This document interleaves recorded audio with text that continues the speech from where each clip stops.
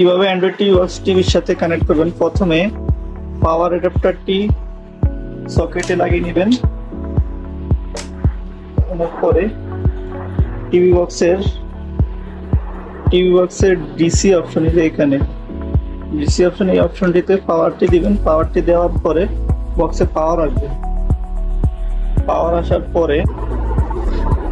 আসার পরে টিভি পিছনে HDMI, এরকম HDMI একাধিক থাকবে, HDMI 1, HDMI 2। আপনি যেটাতে HDMI কেবলটি, HDMI এরকম একটা কেবল টিভি বক্সের সাথে দেওয়া থাকবে।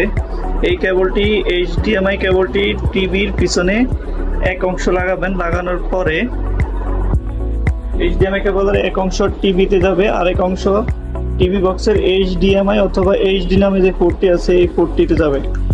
HDMI কেবল টিভির পিছনে এবং অ্যান্ড্রয়েড টিভি বক্সে লাগানোর পরে নো সিগন্যাল লেখা আসে। নো সিগন্যাল লেখা আসলে তখন টিভির যে রিমোটটি থাকে, টিভির রিমোট থেকে এক এক রিমোটে এক এক রকম থাকে। অনেক রিমোটে সোর্স থাকে, অনেক রিমোটে HDMI থাকে, অনেক রিমোটে ইনপুট থাকে বা আদার্স নামেও থেকে থাকে। রিমোটে এক এক লেখা থেকে থাকে, তখন সেখান থেকে সিলেক্ট করে নিতে হবে। আমার রিমোটে ইনপুট লেখা আছে, ইনপুট থেকে ইনপুটে চাপ দিলাম।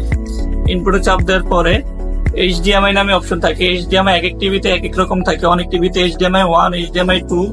আপনি যেই পোর্টটি সিলেক্ট করছেন HDMI অপশনটি দেওয়ার পরে সাথে সাথে চলে আসবে। চলে আসলে টিভি বক্সটি কানেক্ট হয়ে যাবে।